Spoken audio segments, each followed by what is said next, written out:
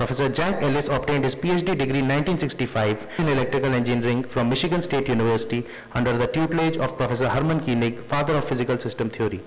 Professor Jack Ellis went on to be the supervisor of Professor Satsangi at Waterloo for his doctorate in electrical engineering in 1969 on the topic A Physical System Theory Modeling Framework Generalized for Large-Scale Economic Systems. Today, we can only imagine those heady days at Waterloo when these renowned personalities must have worked together. It is a great honor for DI to have with us Professor Jack B. Ellis as the chief guest and inaugural speaker. Professor Ellis earned his bachelor's degree in electrical engineering from Toronto University and master's degree in control systems from Imperial College London. He went on to do PhD in systems theory from Michigan State University, and in his over 40 years of academic career served in various universities including University of Waterloo and York University, Toronto. Dr. Ellis took early retirement in 1996 from York University and is now Professor Emeritus. He has acted as a consultant to a wide range of projects involving park planning and tourism development, social, economic, and environmental impact of park development, highway construction, and recreational boating, among many others. He has published articles and papers on recreation and energy, urban open space planning, computers in design and planning, energy prices and transportation, and trends in leisure. His areas of academic interest are tourism, recreation and leisure, northern development, computer modeling, planning techniques, urban and regional planning methods. York University has instituted Jack Ellis Achievement Award in his honor for best all-round combination of academic achievement and extracurricular activities. Professor Ellis has been a great friend of our university and society and has enraptured systemic audiences at DEI by delivering 2 video talks at Paritantra 2008 and 2009, the first and second student systems conferences organized at DEI in March 2008 and February 2009 respectively. Our excitement knows no bounds as we have Professor Ellis with us today, and we are eagerly waiting to hear the guide of our guru or mentor as the inaugural speaker of this lofty conference. Professor Ellis, please. Good morning to you all, ladies and gentlemen. To revered Professor Prem Saran Satsangi, I want to extend my very warmest personal greetings. They're undiminished after so many years. Of course, thankful greetings to Professor Das and Professor Kalra. Of course, honored guests, all of you presenters and delegates, and particular thanks to Dr. Vishal Sani for his amazing organizational abilities and helpfulness. It's certainly a pleasure as well as a privilege for me to be addressing this auspicious conference today.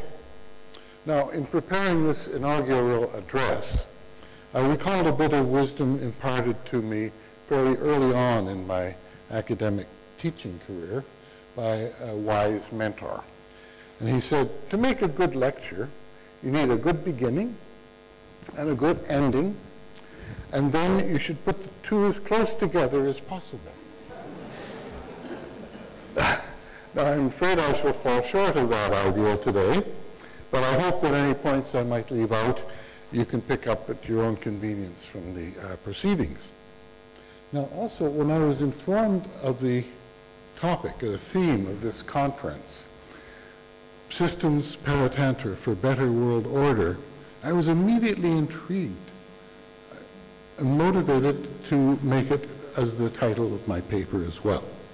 It's certainly a great challenge to ponder whether an all-encompassing general systems theory really could contribute to realizing a better world order. Of course, the answer that I'll have for that question is yes, but I shouldn't tell you. Now, when we look at our world today, we see so many places and in so many ways the severe disorder that exists in the world. Economic systems are in disarray. There's such disarray that governments have had to intervene in unprecedented ways and in concert. The damage started in the United States but has spread so that many, if not most, developing countries have received collateral damage as well. The natural environment is being stressed beyond its capacity. Hard to sustain healthy human communities and natural ecosystems. Worldwide pollution of the atmosphere and the seas has been a result. The global climate is shifting. We're now having icebergs approaching Australia, for goodness sakes.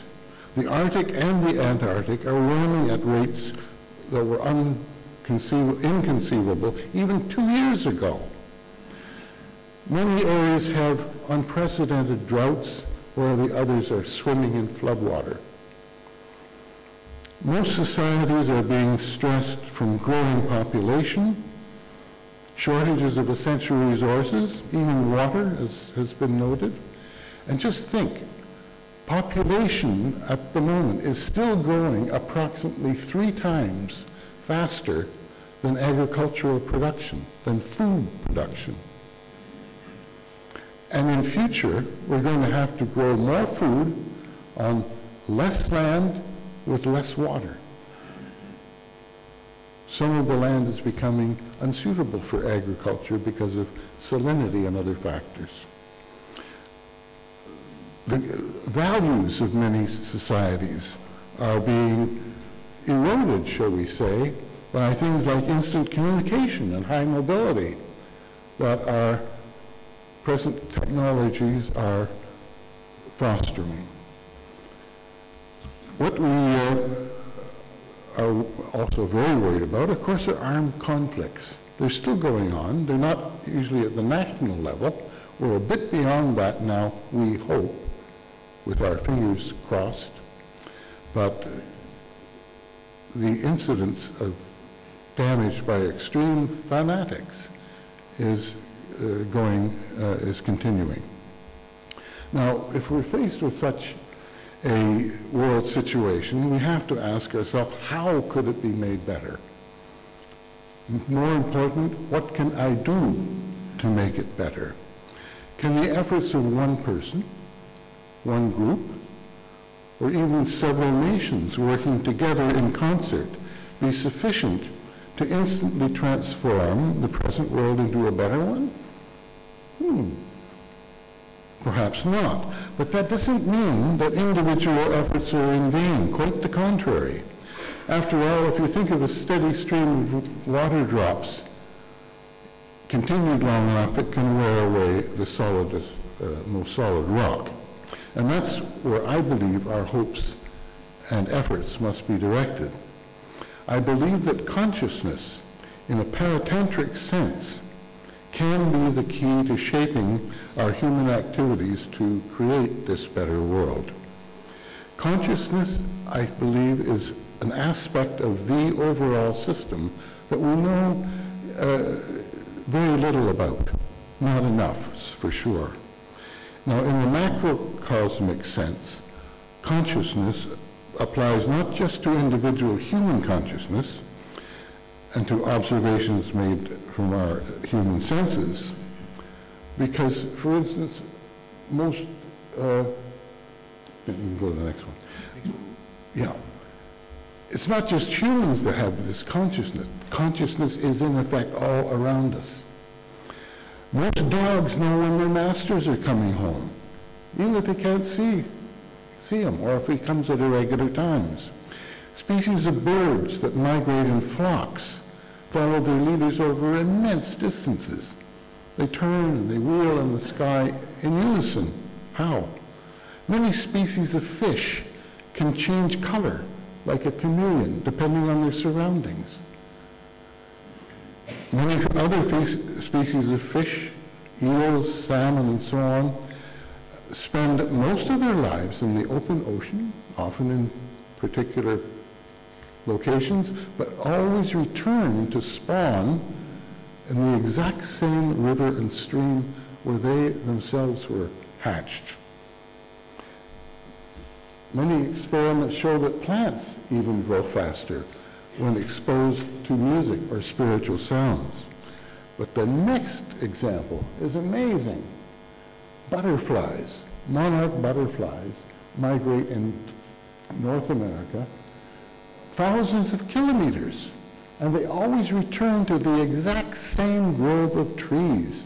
I've seen them myself in Southern California, in Mexico. It's amazing, in a very small area. Even more amazing, it is not one individual that makes the entire migration. It may take 2 or even 3 generations. Yet it's all done within a season. Now that is astounding, I think. What about this consciousness? How does it work? Well, as I say, I see it as being all around us. The human has the ability to survey the world, receives a perception, and processes that through perhaps conceptual knowledge that he has, practical experience, policies of his society or values of his community, and then he formulates an action which he projects onto the world, which changes the world. Now, all this is done in the same context of consciousness. Animals and plants, of course, act directly from consciousness. They don't have these layers there. So when we carry out our action, there is a different world out there. The person hopefully perceives that as better in some sense than before. But is it really better in a long term or in a wider framework? Or maybe it's created some other problem somewhere else, for someone else to solve. Consciousness is the overarching factor in this process. It affects the actions and choices of individuals, as well as groups or nations. But I believe that it's at the individual level where the nature of that consciousness is most relevant. For example, if persons have narrowly focused consciousness, perhaps based on short-term interest, greed, perhaps, they'll base their actions and perceptions solely on what immediately benefits themselves the most.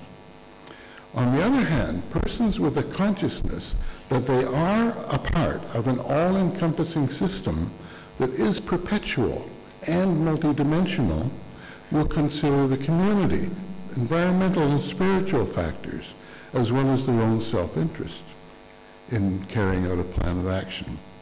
And I call the latter type of consciousness a systems consciousness. And I think it's clear that such a consciousness is needed by individuals, groups, and nations. And I believe that such a consciousness may well be the key to achieving a better world.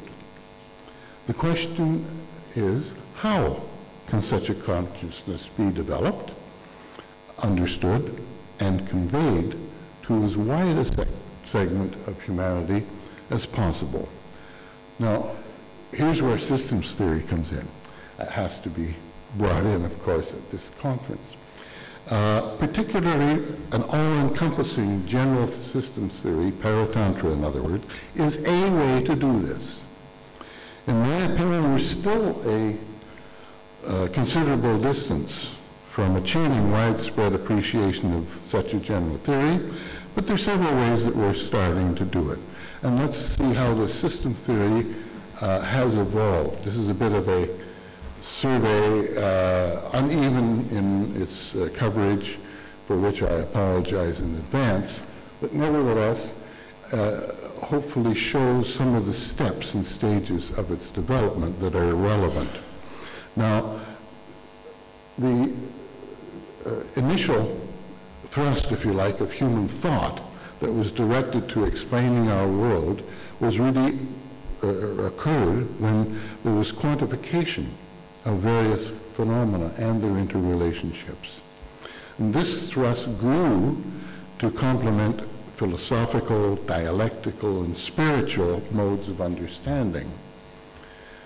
Those have been present since the dawn of mankind, after all. The quantitative measurement of physical things, such as buildings, crops, land, started thousands of years ago in ancient societies and led to the development of mathematics, physical sciences, and so on. And of course, that permitted ever larger and more complex buildings. And of course, it's interesting that most of the larger complex buildings, certainly of ancient times up to relatively modern times, were devoted to religious and spiritual purposes. Of course, a lot of the mathematics and so on and physics went into devising more efficient weapons of war, and that still goes on. It's only recently that the quantification of non-physical systems and their relationships has occurred. And there's a number of researchers that I could have chosen to say, well, here's an initial effort. But I like Vilfredo Pareto. He was an Italian economist whose parents died and left him a considerable amount of money around the 1880s, 1890s, and he moved to Switzerland and lived a life as, in a sense, a thinker and professor without having to worry about an institution to pay his paycheck. And there he is. Actually, he is buried in a village called Seligny, in a very tiny graveyard, which I visited in July, because it's right about 3 kilometers from where my younger daughter now is living, working at the World Health Organization in Geneva. And he was probably one of the first mathematical economists who stimulated a whole movement in quantitative economics and econometrics. Now in the 1930s, we had Ludwig von Bertalanffy. He was an Austrian biologist. He noticed that there were analogies between biological systems, obviously, but also physical, chemical systems, and he suggested that there could be a general systems laws, set of these laws, that could also apply to human and social sciences. And Bertalanffy contended that one couldn't understand the function of any particular entity without considering other entities and their connections in the larger system of which it is a part. And so he developed his general systems theory in the 1930s, started publishing it in the 1940s, and has a series of books starting in the 60s.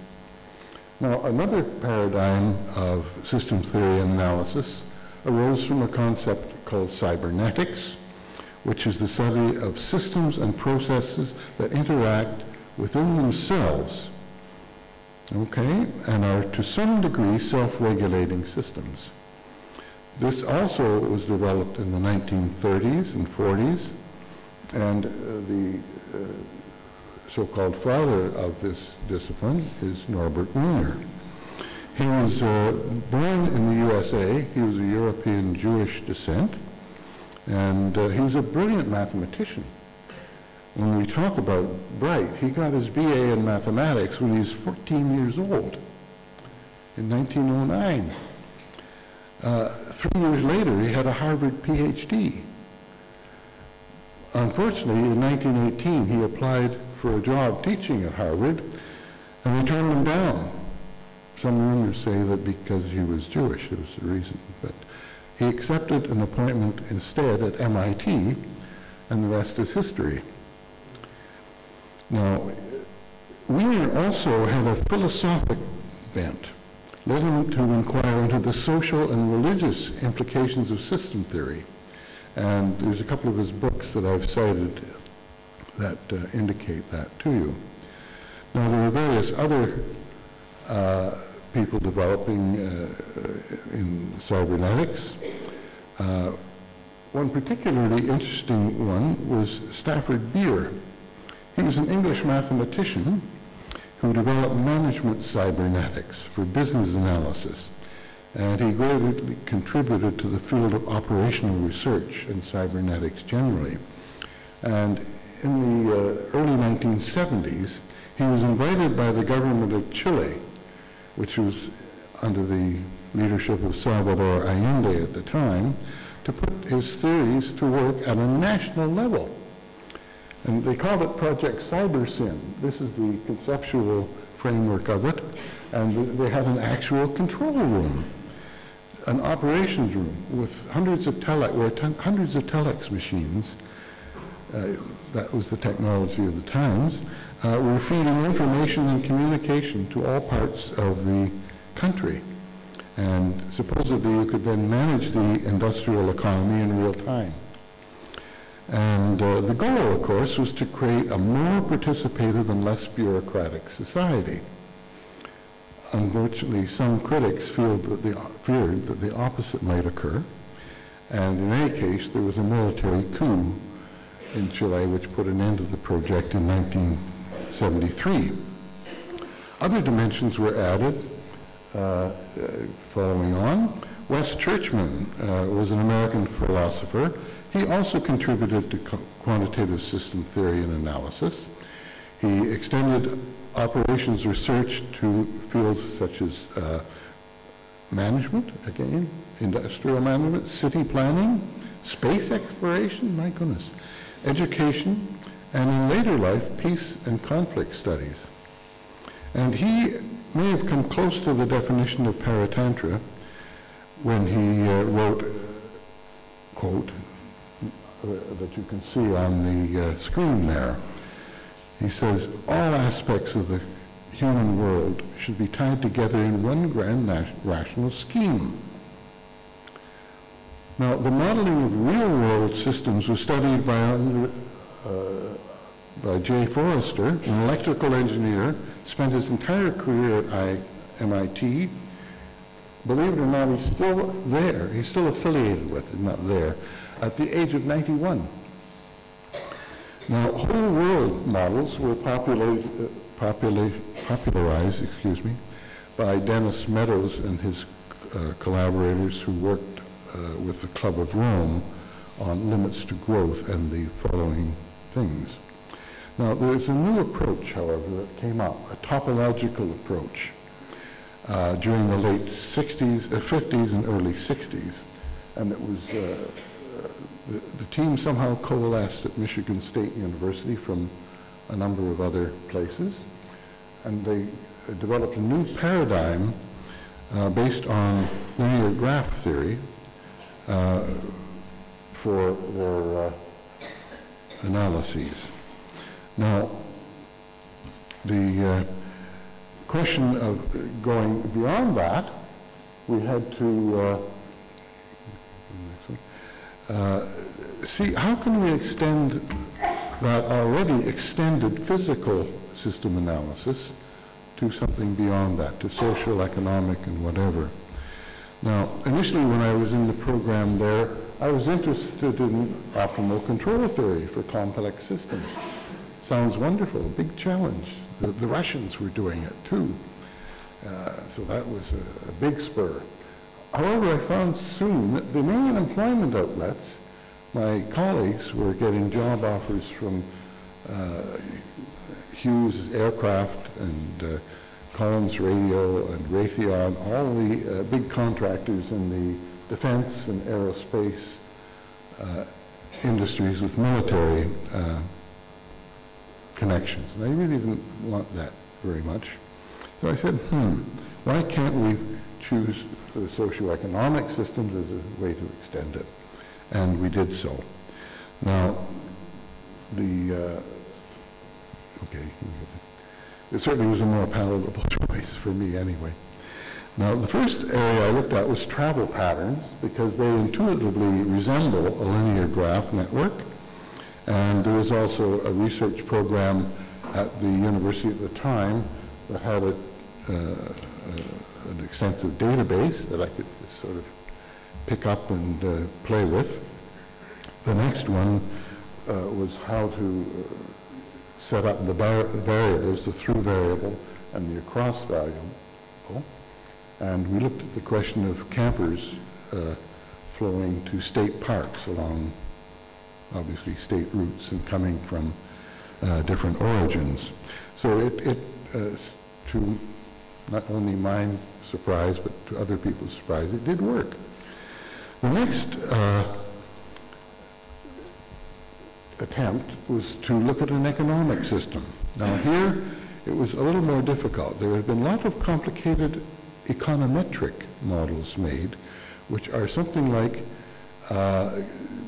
measuring your elephant by a series of equations describing its outside and maybe its structure and what it eats and what it feeds on and so on, but without understanding the exact structure. So getting the linear graph had to draw on data of each industry and how they interacted.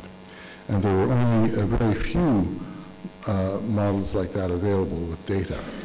One had been constructed by Vasily Leontiev in the 40s and 50s and his colleagues.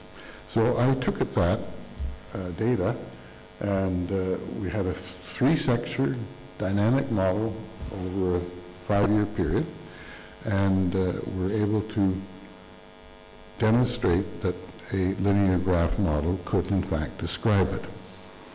So I then transferred back to Waterloo, and lo and behold, Prem Satsangi showed up. And he actually wanted to do a PhD in non-physical systems.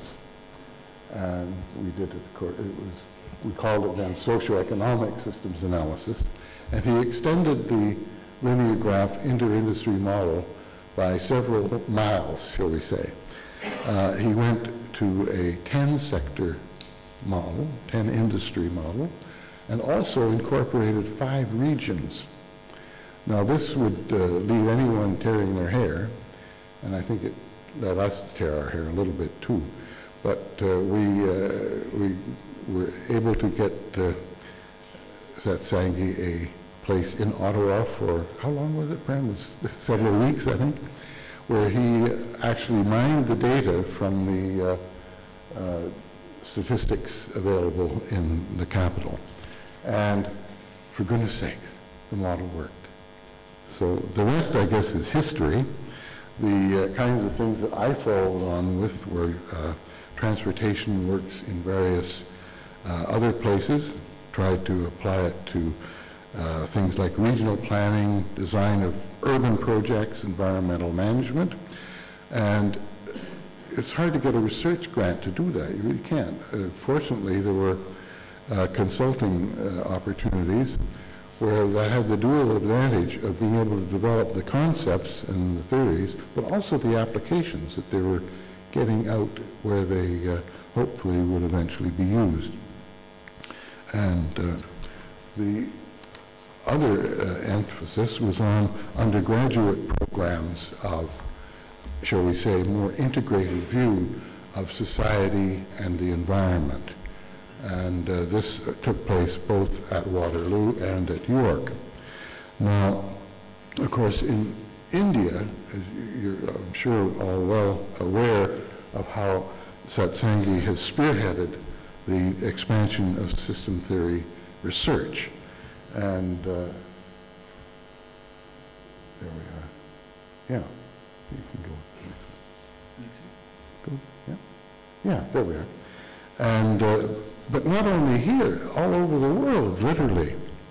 We had the Society for General Systems Research starting up in the 50s. Now, of course, has a different title. And of course, Professor George Clear, who is with us today, was the founder of the International Journal of General Systems. And as far as I can tell, has never looked back since. The International Federation of Systems Sciences, Systems Research, sorry, now links over 25 groups of system science people. So there we are. That's a breathtaking human accomplishment, all of that.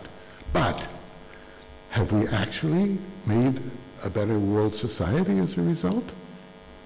Has the goal of paritantra been achieved?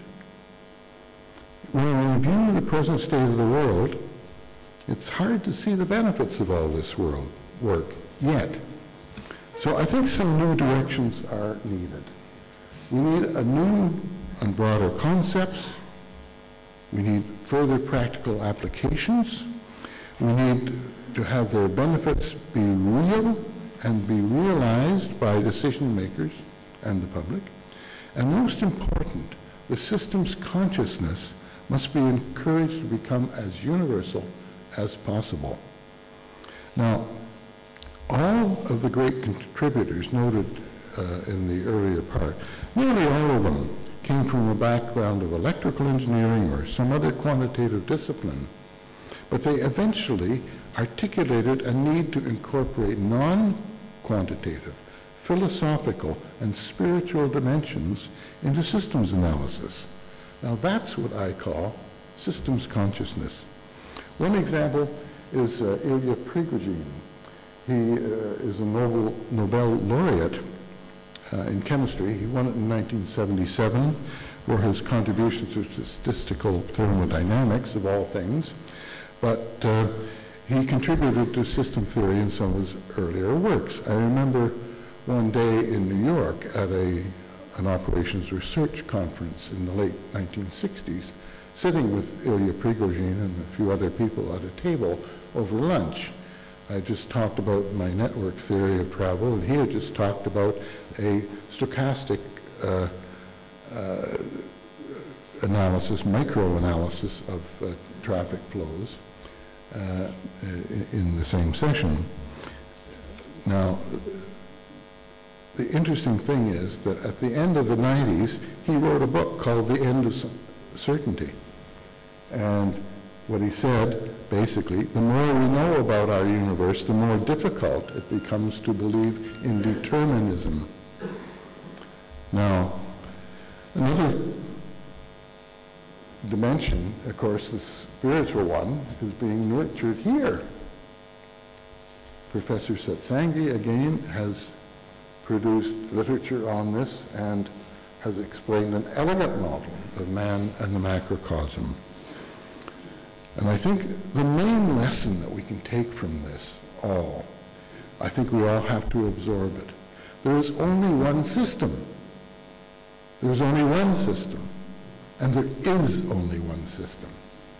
And I think the world would be a better place if this were absorbed by as many people as possible. One system concept, I believe, can be taught. If so, our actions would be less self-centered and more system-oriented. Individual actions done in a better way will lead by tiny increments to a better world. And the cumulative actions of millions and billions of consciousness-motivated people, I think, could really change the world, make a better world. Now, if students and all people do absorb the one system concept, their actions will be less self-centered, more system-oriented. Each individual action done in a better way will lead in tiny increments to a better world. Now, if we think of a beam of white light coming perhaps through the window here, is it a system? System? Of course it is. If we pass that white light through a glass prism, what do we get? We get an infinite number of colors of light. And then we see its systems property. Now each one of us, we are the white light, but we are also all of the colors. We're the source of the light and its sink. Systems paritantra consciousness means each one of us is the one system. Each one of us can change the system. Each one of us is simply linked with everyone and everything. What does this mean? It means you are the system, and you, and you, and I. And all of us, individually and collectively.